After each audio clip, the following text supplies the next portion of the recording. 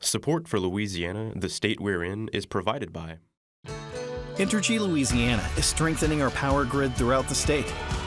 We're reinforcing infrastructure to prepare for stronger storms, reduce outages, and respond quicker when you do need us, because together we power life. Additional support provided by the Fred B. and Ruth B. Ziegler Foundation and the Ziegler Art Museum located in Jennings City Hall. The museum focuses on emerging Louisiana artists and is an historical and cultural center for Southwest Louisiana. And the Foundation for Excellence in Louisiana Public Broadcasting, with support from viewers like you. While the Olympics are underway in Paris, athletes also gathered in Louisiana this week, hoping for a gold medal.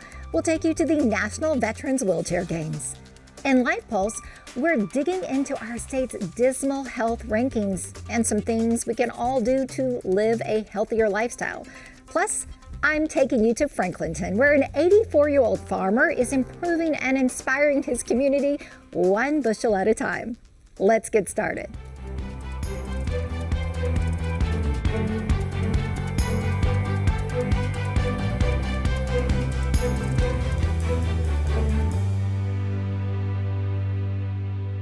Hello, everyone. I'm Karen LeBlanc. Much more on those top stories in a moment on this week's Louisiana, the state we're in. But first, we are keeping a close eye on the Gulf of Mexico. A system is moving through the Caribbean that could strengthen into a tropical depression as it moves toward the Gulf. The National Hurricane Center says there is a 90% chance of tropical development over the next week. Now, right now, it looks like the biggest impact will be in Florida and the East Coast. Experts still urge all of us living along the Gulf to be prepared in case the track shifts. Now, the system could eventually become a tropical storm, Tropical Storm Debbie, which would be the fourth named storm so far this year. Cleanup efforts are winding down and an investigation is ramping up after a major oil spill in Bayou Lafourche. More than 34,000 gallons of oil poured from a Crescent midstream pumping station in the town of Raceland. About half of that ended up in the bayou. Company officials say a worker accidentally left a valve open, causing the leak. Now, crews quickly deployed skimmers and thousands of feet of boom to contain the oil and rushed to clean up oil-soaked animals. Bayou Lafourche provides drinking water for about 300,000 people in 4 nearby parishes. Health officials say they are monitoring the water and air quality and that there is no risk to the public.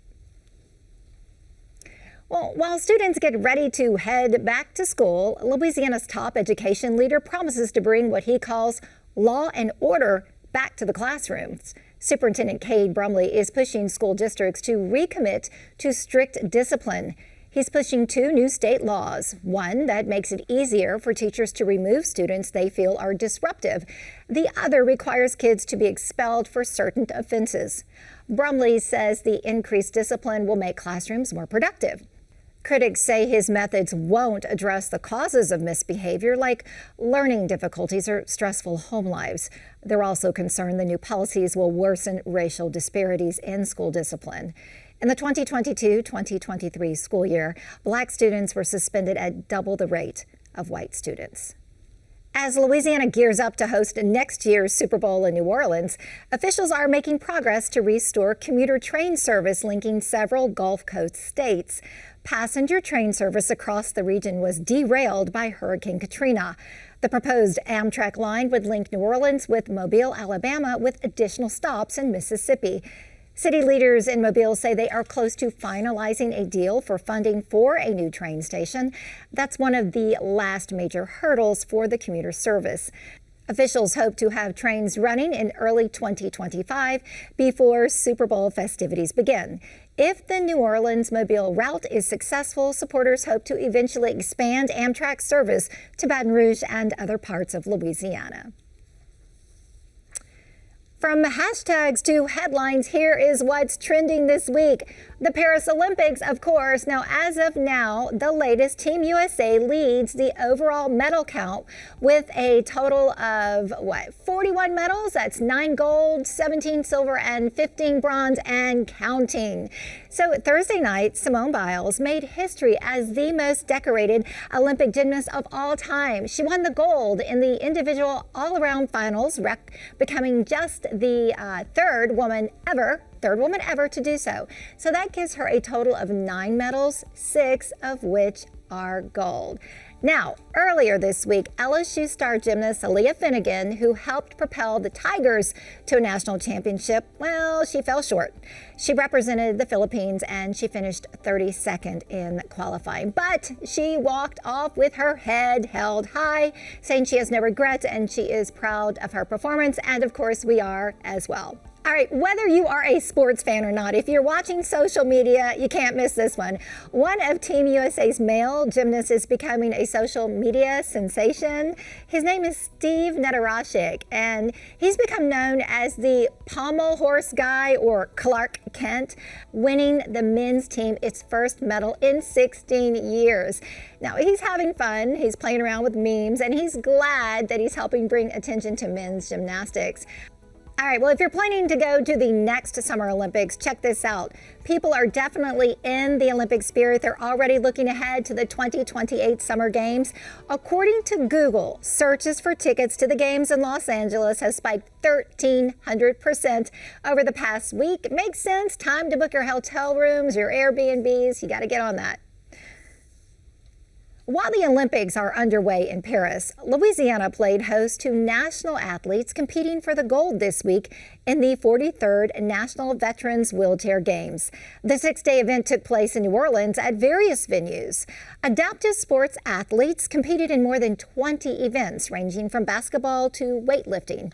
I'm giving you a front row seat to the competition and camaraderie as these veteran athletes play with a purpose. Joshua Maley is going for the gold in the cornhole competition. In 2012, I received a medical retirement due to a rare form of multiple sclerosis that I was diagnosed with. Patricia Labar turns the tables on her opponent. 1994, I was suffering from a lot of depression after I was injured in the service. And Jimmy Green aims to dominate disc golf. So I've been a paraplegic for 37 years. This is my 28th year in a row. It's game on for these veteran adaptive sports athletes who are competing in the National Veterans Wheelchair Games in New Orleans. We spend one full week a year bringing in about 630 veterans. They're coming in for a week of competition.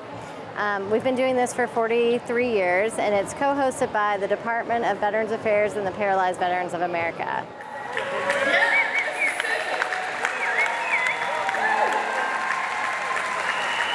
U.S. military veterans from around the nation gather to compete in 23 events. The only requirement is that the veteran use a wheelchair to play sports, ranging from basketball to bass tournament fishing. Jimmy is an Army veteran and a multi-talented athlete who won multiple medals competing in several events. You know what the best medal here is? The memories that you take away. It's about seeing the young guys and helping them learn the sports. And you know, for me, my first games, it changed my life. I thought that I grew up as an athlete, and I kind of thought it was over for me in that way. You know, I didn't know who I was going to be from that point. And I came to the games, and I saw all these sports happening, and I saw true athletes out on the court. And, you know, I just realized immediately I can do this, and I can be the athlete I always was. So it just put me back on the right track for the rest of my life. Patricia, a U.S. Army veteran, has competed in the National Veterans Wheelchair Games since 1995. It's amazing for me to see so many women veterans out here. In 1995, there were 7 women competing, and this year there are over 80.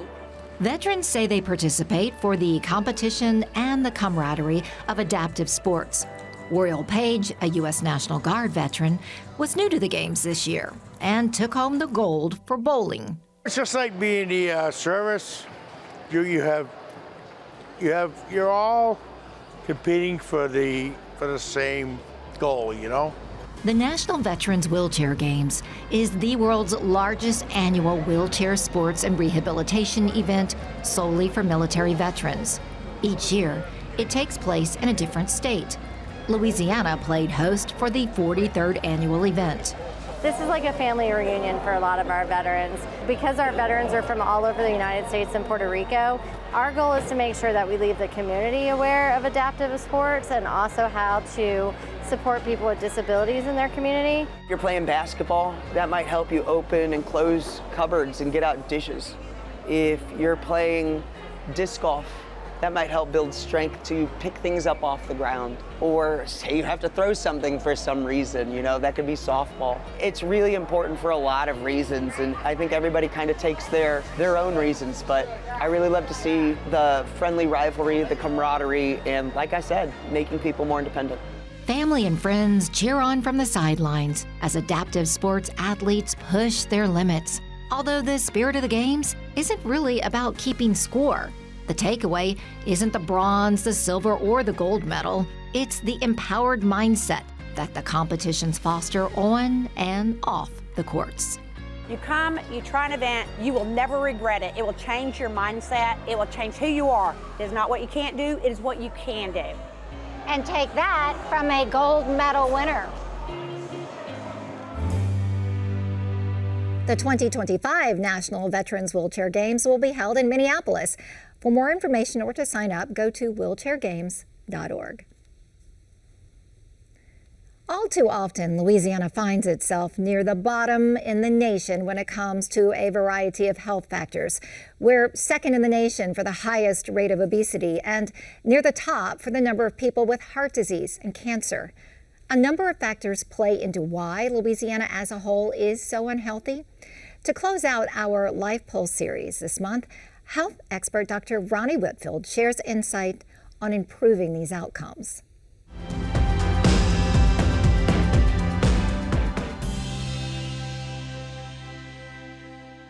In this episode of Life Pulse, we're going to do a checkup of sorts on Louisiana health rankings, and joining me is Dr. Ronnie Whitfield, aka the hip hop doc, social media sensation, here to share with us your expertise and insight. Louisiana, as we know, tends to be first on all the lists that we shouldn't be and last on all the lists that we should be. When we come to health rankings, this could not be more true, right? Yeah. When America catches the cold, Louisiana catches pneumonia. We're at the bottom of the barrel when it comes to heart disease, obesity, literacy. We're not doing very, very well. And this has been going on for many, many years. There's definitely strong attempts to try to correct these things, but we just can't seem to get out of that barrel. And I see it daily in my office. Heart disease, chronic diseases, diabetes, hypertension, strokes, heart attacks, many of these things preventable and treatable, but there's reasons why that happens in our community. So we know that we have some of the highest cancer rates in the nation, Right. AKA Cancer Alley. Yes, ma'am.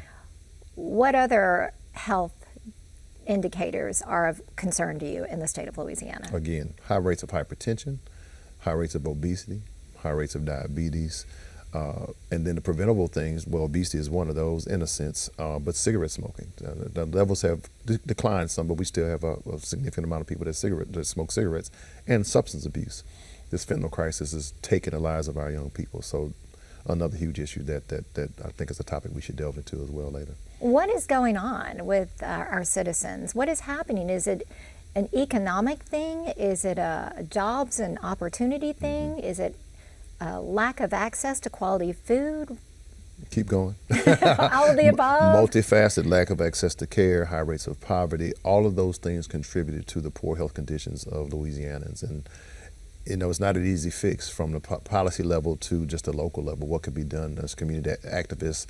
There's attempts to do natural food gardens and to grow foods. There's a very interesting book I read by author Michael Pollan that says, if you can't see your food from the field to the table, or read less than 5 ingredients on the label, I think he said 3, you probably shouldn't eat it. We have a highly industrialized food process now, much of this food is made. And of course in Louisiana, we celebrate everything with food and alcohol. And again, most of this food is not really, really good for us. It's full of sugar, salt, and fat. It tastes good for a reason.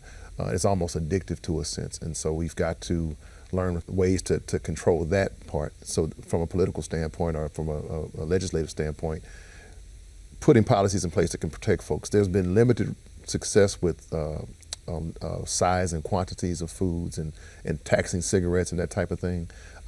But collectively, we can come up with some ideas that could improve this. So definitely at the policy level, we can make some substantial changes to improve our health outcomes. Right. What can we do from a personal responsibility level here as a Louisianian? And there's some self-ownership we have to take.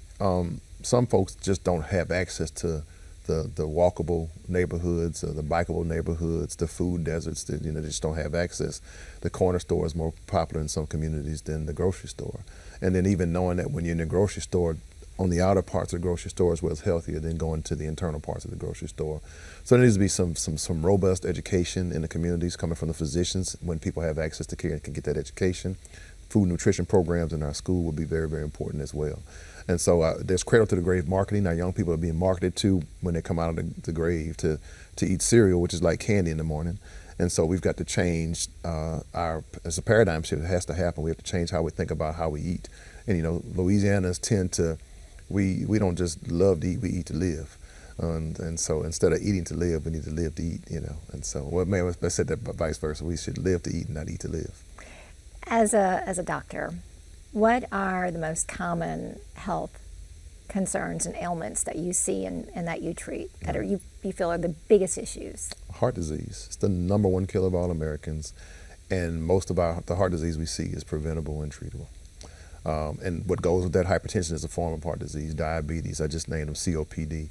These are, for most parts, preventable and treatable forms of illness. Obesity is the single most preventable cause of death in our country. Seems to be slowly overtaking cigarette smoking, the number one single most preventable cause of death. So again, making some healthy choices. We worry about the wars and crime, but what's killing us more than anything? Heart disease. And so we could just stop heart disease alone. During the COVID pandemic, there was a lot of things that happened as well, and we thought COVID may have been causing some cardiovascular problems. And it, at one point, was in the top 5 for number one killers of cause of death, but we still have those same things at the top. Cardiovascular disease, strokes, diabetes, they're still up there. In a perfect world, what would you like to see as a medical doctor? What if you could pick the top 3 things that we could do to turn the state of our health around, what would it be? Wow, tough question, because there's so many. Definitely addressing accessibility to healthcare and to healthy foods. I mean, that would make a huge difference.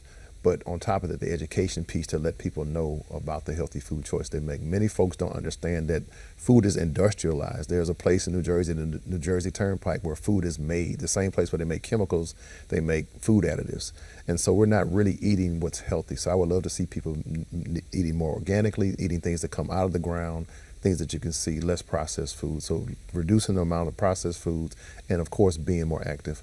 Again, the average American gets 3,000 to 4,000 steps a day. We should be at least 5,000 steps a day. Getting some natural, fresh sunlight and exercising on a regular basis. All right. Well, Dr. Ronnie Whitfield, thank you so much for joining us on this episode of Life Pulse. Encouraging information in the sense that there are things we are empowered to do to improve our health outcomes, and important information that the public needs to know to push for changes at the policy level as well. Yes. All right.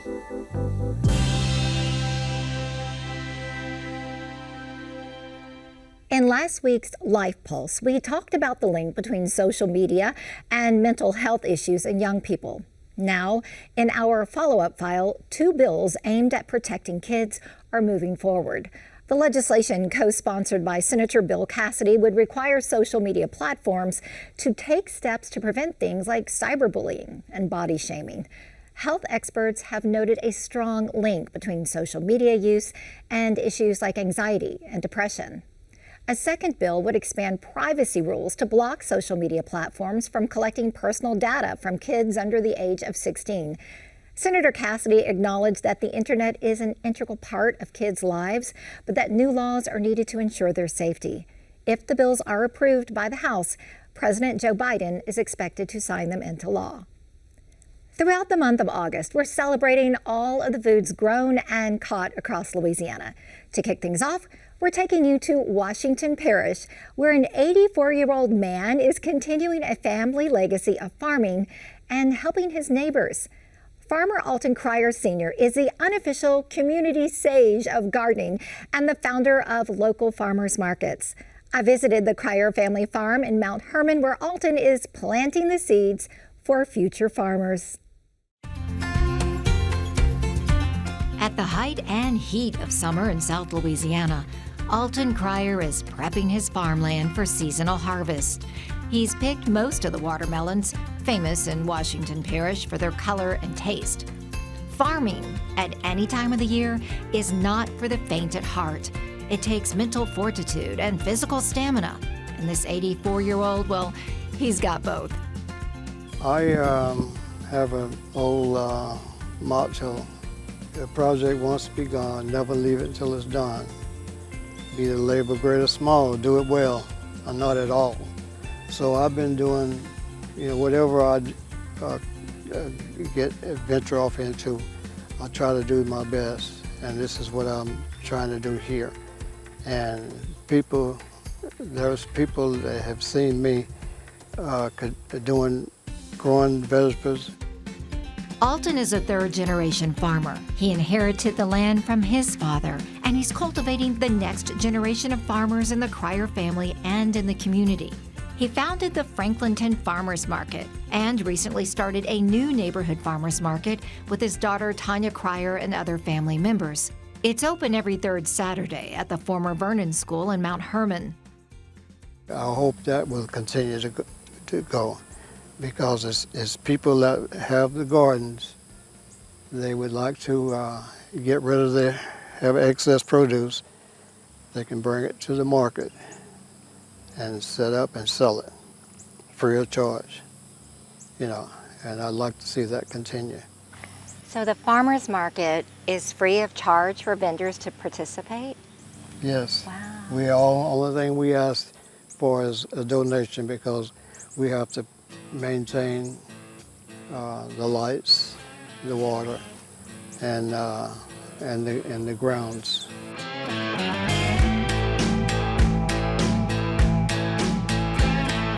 We walk through rows of okra ready for picking and a hothouse where Aulton grows a variety of vegetables. No matter the season, the Cryer family farm produces a constant bounty of fresh food, all grown organically. This is a new growth of squash. These are cucumbers over here, tomatoes. In the back of us is eggplant. There's a tall stuff there. And we grow mustard greens, turnip greens, red potatoes. We grow watermelons, peas, okra, sweet potatoes. That's a lot. Like, you grow enough to supply a whole fresh produce department of a grocery store. Right. This is a dying breed, really, and everybody needs to eat.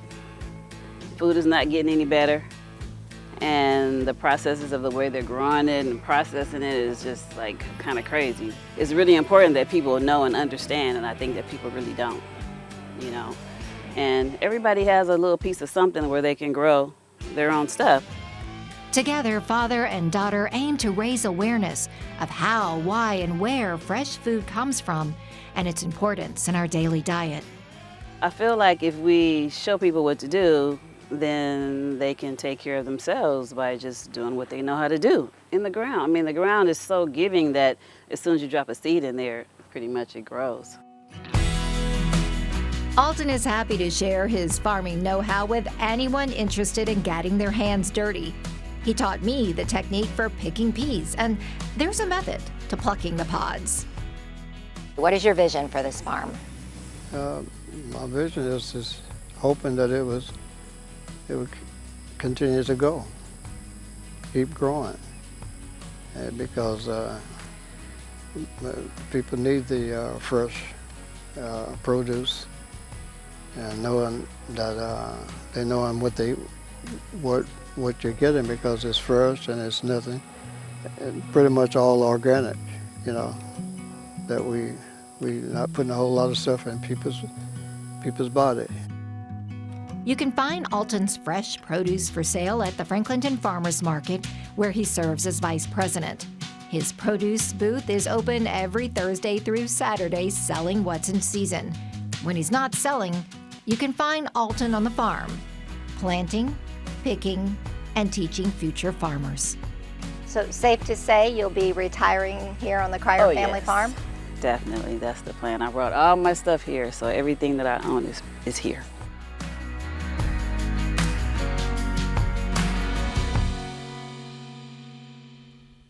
From produce to seafood, the whole month of August, we're looking at how Louisiana foods are harvested, processed, and end up in restaurants and on our plates. Be sure to tune in to The State We're In every week to learn more about the bounty our farmers and fishermen work to provide in our Harvest of the Month series. Then be sure to go to lpp.org/harvest to see the full stories. Also ahead on LPB, climate change's psychological toll takes center stage in the powerful new short film, Ripple Effect: Trauma in the Wake of Climate Change. As Louisianians, we are a resilient people because we're used to systems failing. For those who are already having struggles, this is enough to push them over the edge. Do I leave or do I stay? Because if I don't stay, then who's going to help? It is not normal for people to have to go through that level of trauma. Through intimate interviews with residents, activists, and mental health professionals, Ripple Effect paints a haunting picture of how environmental catastrophes reshape communities and individual psyches. Join us on Wednesday, August 7th at 8 p.m. as we explore this often overlooked connection between recurring climate disasters and post-traumatic stress disorder. Then at 8:30, stick around for Louisiana Spotlights After the Storms. We'll look at how Louisiana is recovering 4 years after the devastating series of storms in 2020 and 2021, and share stories of strength, determination, and the fight for a brighter future. That's our show for this week. Remember, you can watch anything LPB anytime wherever you are with our LPB app. You can catch LPB news and public affairs shows, as well as other Louisiana programs you've come to enjoy over the years. And please, like us on Facebook, X, and Instagram. For everyone at Louisiana Public Broadcasting, I'm Karen LeBlanc. Until next time, that's the state we're in.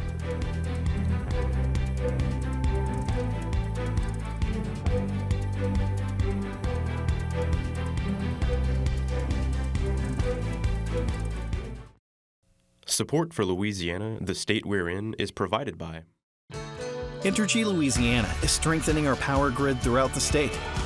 We're reinforcing infrastructure to prepare for stronger storms, reduce outages, and respond quicker when you do need us, because together we power life. Additional support provided by the Fred B. and Ruth B. Ziegler Foundation and the Ziegler Art Museum located in Jennings City Hall. The museum focuses on emerging Louisiana artists and is an historical and cultural center for Southwest Louisiana. And by Visit Baton Rouge and the Foundation for Excellence in Louisiana Public Broadcasting and viewers like you. Thank you.